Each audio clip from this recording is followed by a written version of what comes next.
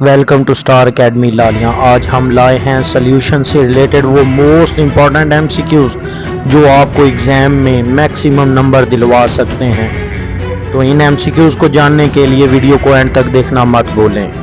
Molarity of pure water is option A 1, option B 18, option C 55.5, option D 7। जैसा कि हम जानते हैं कि molarity is the number of moles per DM cube.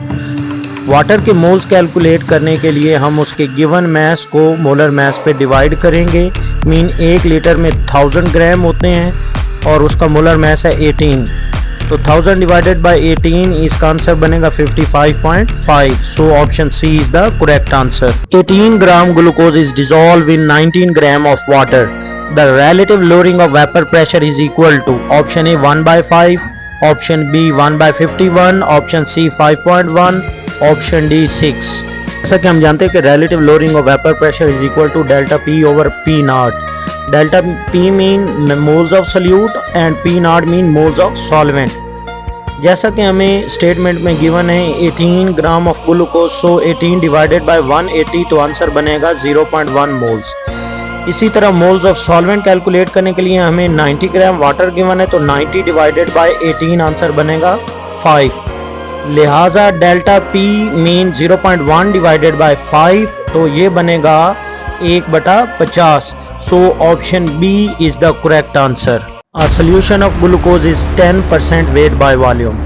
The volume in which 1 gram mole of it is dissolved will be option A 1 dm cube, option B 1.8 dm cube, option C 200 cm cube, option D 900 cm cube. जैसा कि हम जानते हैं 10% weight by volume का मतलब है 10 gram glucose dissolve है 100 ml of solution में, जबकि 1 ग्राम मोल मतलब 180 ग्राम ऑफ ग्लूकोज को डिसॉल्व करना है, तो 180/10 मल्टीप्लाइड विद 100, तो ऑप्शन बनेगा 1800 ml जो कि इक्वल है 1.8 litre. So option B is the correct answer.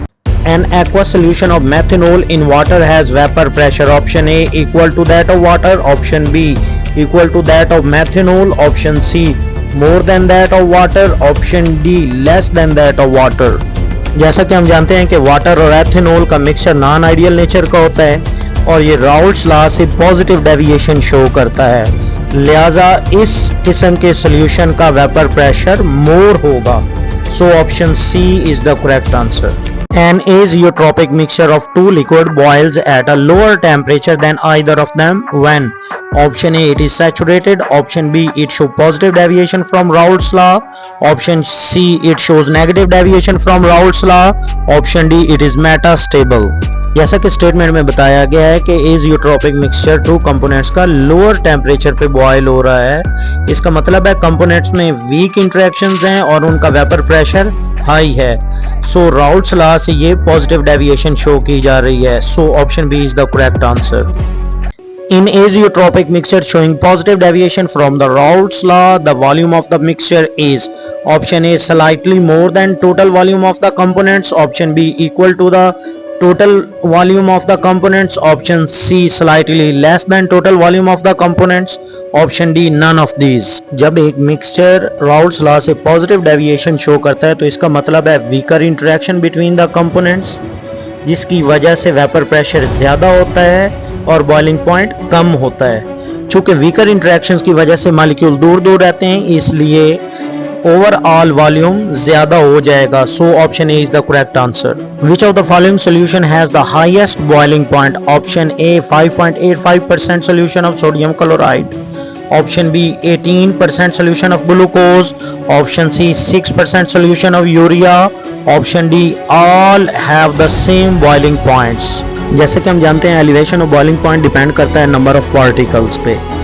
क्योंकि इन तमाम दिए गए ऑप्शन में हमारे पास मोलैरिटी 0.1 बनती है, लेकिन NaCl आयोनाइज होने के बाद 0.1 मोल Na पॉजिटिव आयन बनाता है और 0.1 मोल Cl नेगेटिव आयन्स बनाता है। सो उसमें नंबर ऑफ पार्टिकल्स बाकी ऑप्शन के मुकाबले में डबल हो जाते हैं। सो option A is the correct answer.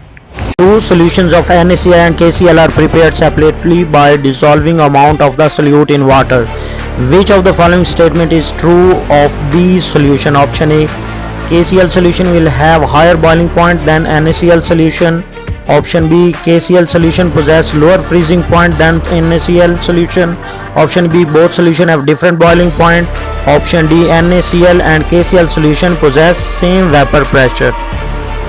NaCl और KCl को जब पानी में सेपरेट डिसॉल्व किया जाएगा तो दोनों केसेस में नंबर ऑफ पार्टिकल्स इक्वल होंगे। सो दोनों केसेस में कॉलिगेटिव प्रॉपर्टीज भी सेम होंगी, लिहाजा option D will be the correct answer.